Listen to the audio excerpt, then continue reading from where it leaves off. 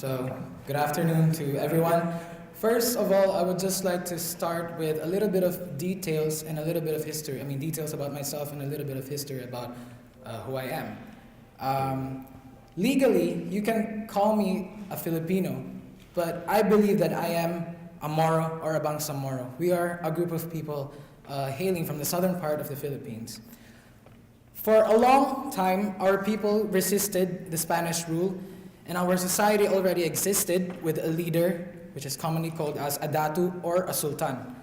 Over the years, the system of leadership changed, but the culture stayed the same. And this is not a good thing, because most of the present-day politicians in that part of the Philippines still think that their positions are thrones and themselves as kings or queens. When I was younger, I really believed that I am entitled to be the next mayor of the place where I come from, the province, the municipality I come from. But this concept of entitlement states that the next leader should come from the same line of families, even if they don't have the credibility to be leaders themselves. So that leads to issues of exploitment. And this brought mostly misery for people because they feel as if some of the politicians are doing nothing but to exploit them, leaving them underprivileged.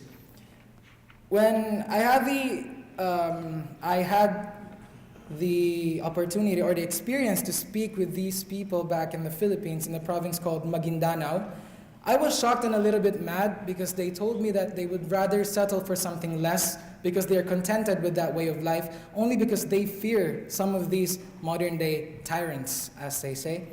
And for me, the only way for these people to really achieve more is if a leader would rise up and help them achieve something greater before life gets the best of them in malevolent ways like drug addiction, which is very rampant in the Philippines.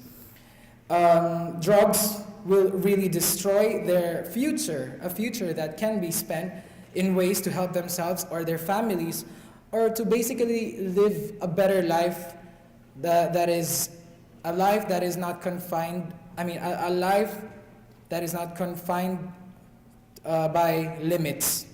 They're not going to live a life confined to a life that is defined by limits. I realize that leaders must not only be chosen by mere entitlement. So if I become a leader, I would like to believe that I am chosen because I have something to offer to the table. As of now, my people, the Moros, are facing a struggle that has been happening since the 70s. A lot of us have been fighting in warfare, but the Moros hoping to win this battle called the right to self-determination through the effort of the Bangsamoro Basic Law.